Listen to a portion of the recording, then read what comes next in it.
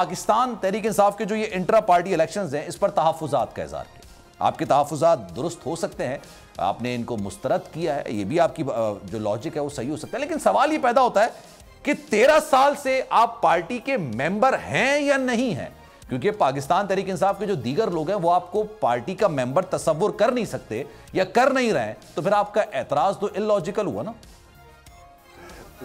आपने वो शायद प्रेस कॉन्फ्रेंस में सुना नहीं कि ना सिर्फ मैं पीटीआई का फाउंडिंग मेंबर हूं, बल्कि मैं पीटीआई का दी ओनली मेंबर जिसकी मेंबरशिप की जो तौसीक है वो इलेक्शन कमीशन ऑफ पाकिस्तान ने की थी मई 2017 में। फिर single bench Islamabad high court के जस्टिस मोहसिन अख्तर क्यारी साहब ने की थी।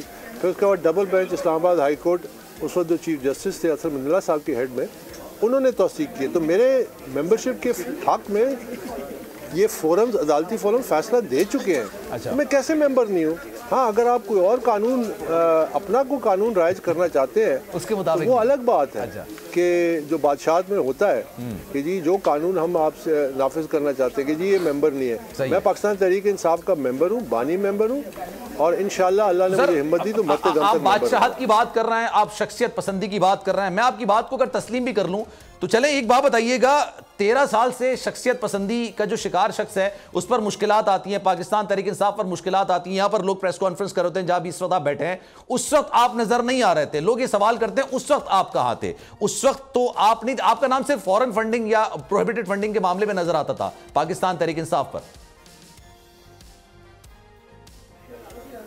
वो इसलिए कि पीटीआई पे जो बुरा वक्त है मैं इसकी निशानदेही बहुत अरसे से कर रहा हूँ, ठीक है, और फंडिंग के हवाले से, लीडरशिप की बेकायदगियों के हवाले से, और ये जो एक डिक्टेटोरियल तरीके से जिस पार्टी को चलाया गया, सही है। तो मैं आज के जो पीटीआई के हालात हैं और जो दुश्वारियाँ हैं इसकी निशानदेही मैं 8 साल इलेक्शन कमीशन के बाद करता रहा कि ये रास्ता जो है इंतशार का, ये तबाकुन है, ये सियासी जमात के लिए तबाकुन है, मुल्क के लिए तबाकुन है, माशरे के लिए तबाकुन है, हमारे इदारों के लिए, हमारे मुल्क की साख के लिए।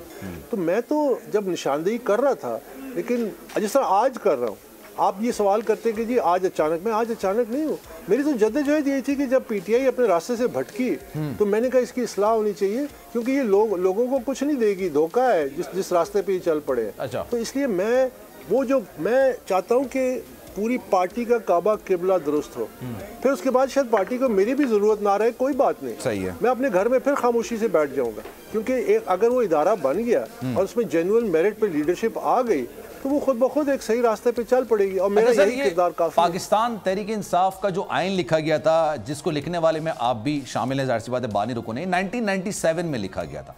इसके मुताबिक जनाब एक शख्स 2 बार पाकिस्तान तहरीक इंसाफ का चेयरमैन रह सकता है, उससे ज्यादा वो चेयरमैन नहीं रह सकता। लेकिन फिर उसके बाद तरमीम की गई 2019 में। ये तरमीम के मुताबिक 2019 का जो मैं आइन पढ़ा था पाकिस्तान तहरीक इंसाफ का, उसमें तो ऐसा कुछ नहीं लिखा हुआ ना कि एक इंसान 2 मरतबा से ज्यादा चेयरमैन नहीं रह सकता है। तो 2019 का आइन चल रहा है, तो आप ये कैसे कह सकते हैं कि अपने आइन से इनराफ? सही कह रहे हैं, क्योंकि जो बुनियादी आइन था, जिस तरह हमारे 1973 का आइन था, उसको भी कई दफा मसखा गया है ना, आप ये तस्लीम करेंगे ना। जी जी, 58(2) भी इस आइन का हिस्सा बना था। बहुत सारी ऐसी शिकें इसमें डाली गई थी कि पाकिस्तान के जो आइन है वो अपना ओरिजिनल कैरेक्टर ही लूज कर गया था।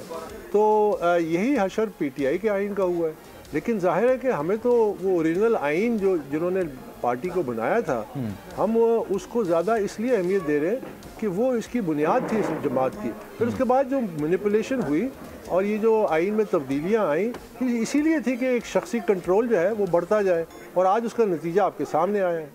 अच्छा सर, बात तो फिर ये भी है ना कि आपने कहा कि 1973 में पाकिस्तान का आइन बना, बिल्कुल दुरुस्त बात है, 58(2) भी उसका भी हिस्सा थी, चले ये भी बिल्कुल दुरुस्त बात है। लेकिन फिर 18वीं तरमीम भी हुई, सूबाई खुद मुख्तारी भी हुई, फिर 58(2) की अब कोई बात नहीं करता ना। अब पाकिस्तान जो तरमीम शुदा आइन है उसके मुताबिक चल रहा है, तो पाकिस्तान तहरीक इंसाफ भी तरमीम शुदा आइन के मुताबिक चल रही है, जिसमें चेयरमैन बार बार हो सकता है मुंतखब। फिर इसमें परेशानी की क्या बात है?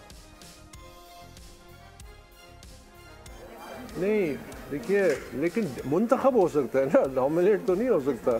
और ये इंतखाब तो नहीं हुआ ना, ये तो इंतखाब के नाम पे एक फ्रॉड हुआ है। ये कैसा इंतखाब है जिसमें वोटर लिस्ट ही कोई नहीं? ये कैसा इंतखाब है जिसमें कागजात नामजदगी कोई नहीं? ये कैसा इंतखाब है जिसमें कवायद और ज़वाबित नहीं है? हम फाउंडिंग मेंबर्स और मेंबर्स जो थे, हम साथ जब गए सेंट्रल ऑफिस का, तो हम इसीलिए गए, वहाँ पे वो सारे कैमरे के सामने सब कुछ रिकॉर्ड हो गया कि ऐसी कोई चीज़ मौजूद ही नहीं है। जब ये इलेक्शन की बुनियाद ही नहीं है तो फिर आप अनाउंस कर दें नतीजे जो मर्जी आप कंप्यूटर पर बना लें जिसको आप चाहें और ऐलान कर दीजिए इंटर पार्टी इलेक्शन हो गया। तो हम इस तरह तो नहीं हो सकता ना, हम इतने भी तो मजबूर नहीं है और ना ही हम इतने वो हैं। हम जाहिर आवाज़ तो उठाएंगे कि ये बेकायदगी है और ये वर्कर्स के साथ ज्यादती है, वर्कर्स के हकूक़ पे हमला है और वर्कर्स के साथ उनकी बेहरमती की जा रही है। उनको सिर्फ इक़्तिदार के लिए तो बड़े अच्छी तरह से इस्तेमाल करते हैं, उनको जेलों में डालने के लिए बड़ी अच्छी तरह से इस्तेमाल करते हैं, उनको डंडे खाने के लिए खूब आगे करते हैं। लेकिन जब उनके हकूक़ की बात आती है, क्या इससे आप इनकार करेंगे कि वर्कर का ये हक है कि अपनी क़यादत का इंतखाब करे? तो वो क्यों उनको हक नहीं दिया गया? मेरा बस ये सिंपल सा सवाल। हाईजैक पार्टी को किसने किया, आपको क्या लगता है? पहले उजरती सियासतदानों ने किया, फिर साथ हमारे कोई पार्टी के कंगले थे जो अब अरबपति हो गए, जब छोड़ के चले गए तकरीबन। अब चंद वकला की बारी है कि वो उसको नोच रहे हैं। अच्छा, तो ये अनफॉर्चुनेट है, लेकिन ये इसीलिए है कि इदारा नहीं बन सका और शख्सी कंट्रोल में। तो जो शख्सी उसकी हालात के मुताबिक वो जो फैसला करता है तो पार्टी फिर एक नई हाईजैकर के हवाले कर दे। सब्सक्राइब करें और बेल दबाएं ताकि कोई खबर रह न जाए।